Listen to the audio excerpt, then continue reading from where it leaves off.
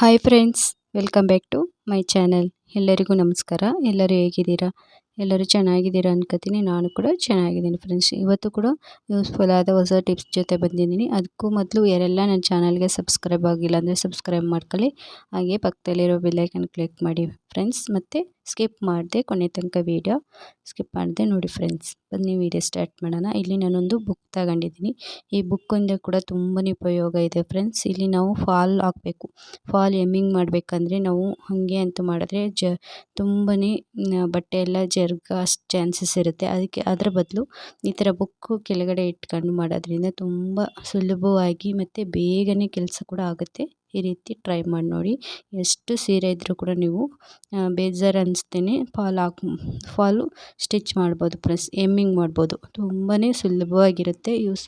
ಈ ರೀತಿ ಟ್ರೈ ಮಾಡಿ ನೋಡಿ.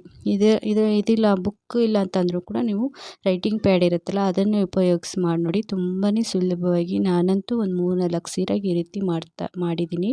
ತುಂಬ ಬೇಗ ಕೂಡ ಕೆಲಸ ಆಗುತ್ತೆ.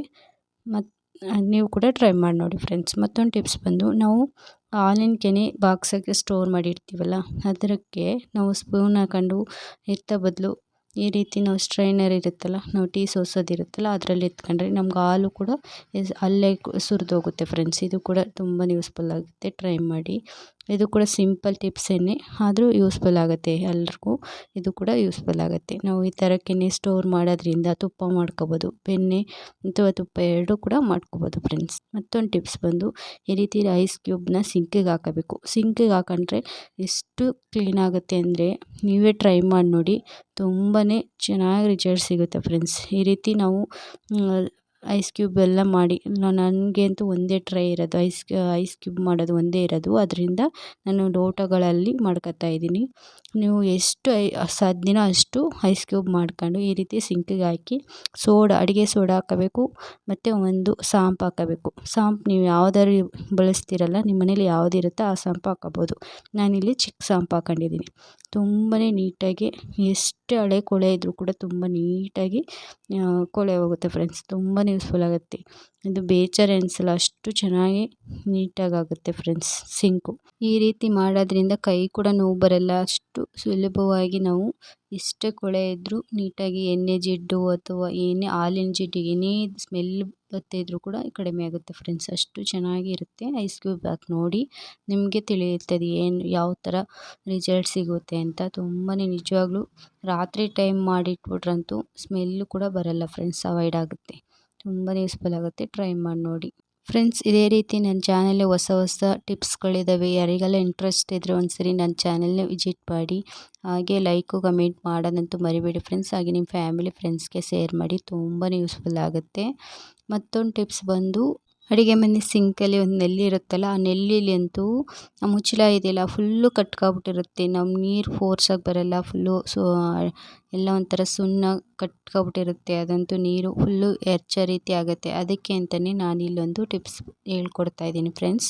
ಇಲ್ಲಿ ನಾನು ಕ್ಯಾಪ್ನ ಬಿಚ್ಚಿಟ್ಕೊಂಡು ಅದಕ್ಕೆ ಅಡುಗೆ ಸೋಡಾ ಹಾಕಬೇಕು. ಅಡುಗೆ ಸೋಡಾ ಹಾಕ್ಕೊಂಡು ಸ್ವಲ್ಪ ವಿನಿಗರ್ ಹಾಕಿ ನೋಡಿ ಅದು ಎಷ್ಟು ಕ್ಲೀನ್ ಆಗುತ್ತೆ ಅಂತ. ಬೇರೆ ಏನೂ ಹಾಕ್ಬಾರ್ದು. ವಿನಿಗರು ಮತ್ತು ಅಡುಗೆ ಸೋಡಾ ಹಾಕಿ ನೋಡಿ ಎಷ್ಟು ನೊರೆ ರೀತಿ ಬಂದರೆ ಅದು ಸುಣ್ಣ ಕಟ್ಕೊಂಡಿರುತ್ತಲ್ಲ ಅದು ರಿಮೂವ್ ಆಗುತ್ತೆ ಫ್ರೆಂಡ್ಸ್. ನಿಜವಾಗೂ ಇದು ತುಂಬಾ ಯೂಸ್ಫುಲ್ ಆಗುತ್ತೆ. ಟ್ರೈ ಮಾಡಿ ನೋಡಿ.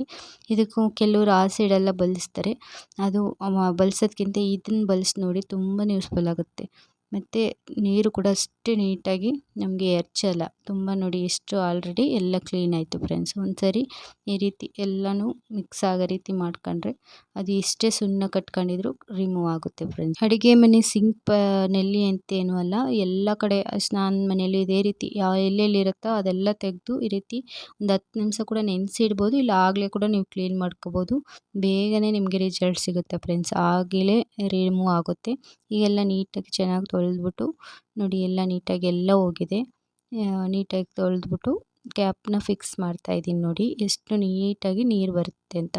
ತುಂಬ ಚೆನ್ನಾಗಿ ನೀರು ಬರುತ್ತೆ. ಈ ರೀತಿ ನೀರು ಬಂದ್ರೇ ನಮಗೂ ಎಷ್ಟು ಪಾತ್ರೆ ಇದು ತೊಳೆಯೋಕ್ಕೆ ಇಂಟ್ರೆಸ್ಟ್ ಬರುತ್ತೆ. ಇಲ್ಲಾಂದರೆ ನಮಗೂ ಇಂಟ್ರೆಸ್ಟ್ ಆಗಲ್ಲ ಫ್ರೆಂಡ್ಸ್. ನೀವು ಕೂಡ ಟ್ರೈ ಮಾಡಿ ಫ್ರೆಂಡ್ಸ್. ಹಾಗೆ ಕಮೆಂಟಲ್ಲಿ ತಿಳಿಸಿ ಫ್ರೆಂಡ್ಸ್. ಐ ಹೋಪ್ ಎಲ್ರಿಗೂ ಈ ವಿಡಿಯೋ ಇಷ್ಟ ಆಗಿದೆ ಅನ್ಕೋತೀನಿ. ಇಷ್ಟ ಆಗಿದ್ರೆ ಲೈಕ್ ಮಾಡಿ, ಕಮೆಂಟ್ ಮಾಡಿ. ಹಾಗೆ ನಿಮ್ಮ ಫ್ಯಾಮಿಲಿ ಫ್ರೆಂಡ್ಸ್ಗೆ ಶೇರ್ ಮಾಡಿ ಫ್ರೆಂಡ್ಸ್. ಹಾಗೆ ನೆಕ್ಸ್ಟ್ ವಿಡಿಯೋದಲ್ಲಿ ಸಿಗೋಣ. Thank you for watching.